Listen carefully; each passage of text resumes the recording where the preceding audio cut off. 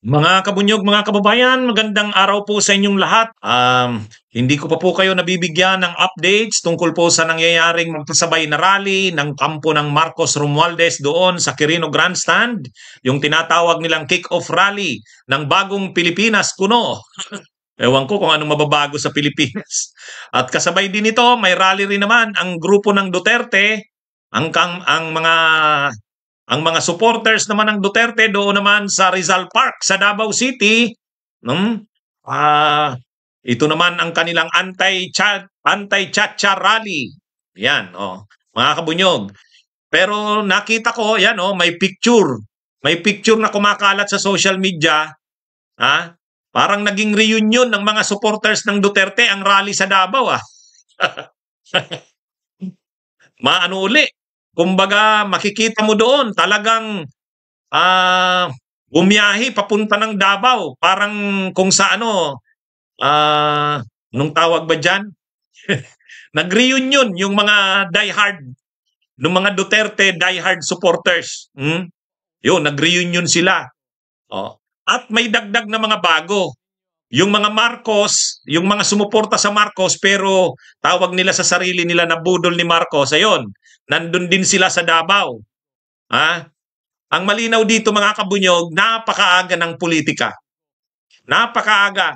Talagang matindi ang posisyon na nila sa politika. Sa totoo lang, ha? Dapat sana ma-realize na ng mga Pilipino. Wala. Alin man sa mga yan, wala.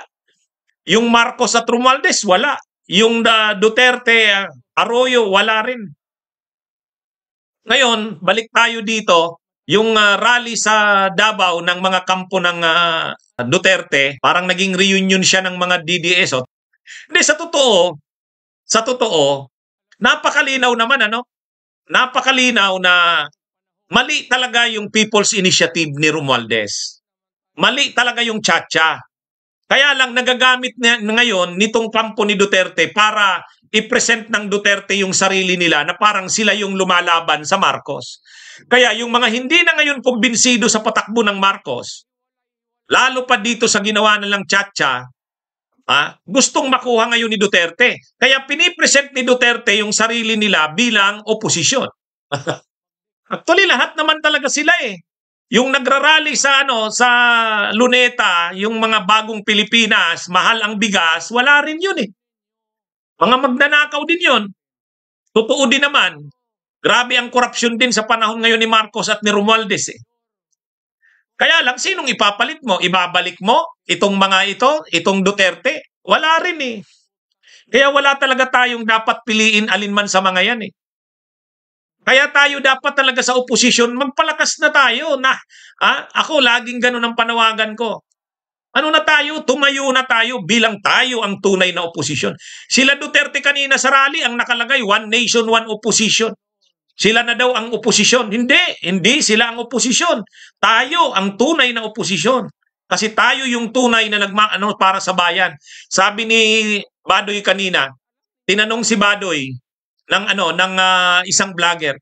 Ano po ba ang nakita nyo, Madam Lorraine Badoy, na common sa lahat ng nandito ngayon sa umattend dito sa rally ng Duterte? Sabi ni Lorraine Badoy, hindi na siya nahiyang magsabi love of country.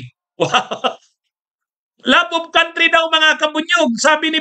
Kaya mga kabunyog, suportahan nyo ang bunyog, suportahan nyo ang mga vlogs namin. Kasi ito ang mga tumatayong tunay na oposisyon. Hindi sila Duterte. Huwag tayong palilin lang sa mga yan. Bakit? Pag nakabalik ba ang Duterte, lalong babalik ang korupsyon. Corrupt ang Duterte, corrupt din naman ang Marcos.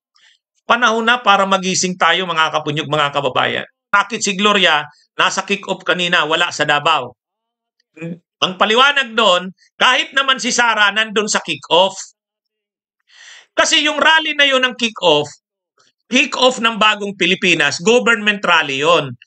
Kung pinapalabas ni Marcos doon sa bagong Pilipinas rally kanina sa Quirino Grandstand, hindi yun pro-chacha. Hindi rin yun, yun ay government rally. Ibig sabihin, kung bahagi ka ng gobyerno, kung bahagi ka ng programa ng gobyerno, dapat sumuporta ka doon sa bagong Pilipinas. Siyempre si Sara, kung hindi siya a-attend doon sa ibig sabihin ang DepEd hindi suporta yung bagong Pilipinas. O, di ba? Si Sara, ang statement ni Sara ganito. Attend ako sa bagong Pilipinas rally sa Quirino Grandstand. Ang paliwanag niya, kasi DepEd nga siya eh. Pag hindi siya umattend doon, tatanggalin na siya bilang DepEd Secretary. Hindi pa handa si Sara doon. Sa totoo, lumalaban lang yan si Sara kay Romualdez, kay Marcos hindi pa. Kasi kailangan niya pa ang pera. Kapag pumalag siya sa Marcos ng todo, tanggalin siya sa pagka-DepEd Secretary, wala. Baka ang budget niya taon-taon, katulad na lang ni Leni Robredo, 500 million pesos. 600 million pesos. Hindi kaya ni Sara yun. Hindi kaya ni Sara yun ng ganung kaliit na budget. Billions pa rin naman ang budget. Actually, kahit na inalis yung confidential funds ng Office of the Vice President, malaki pa rin, billions. 1.5 billion pa rin yata ang budget ng Office of the Vice President. May budget pa ang DepEd. Ayun, mas malaki ang budget noon kahit inalis ang confidential funds.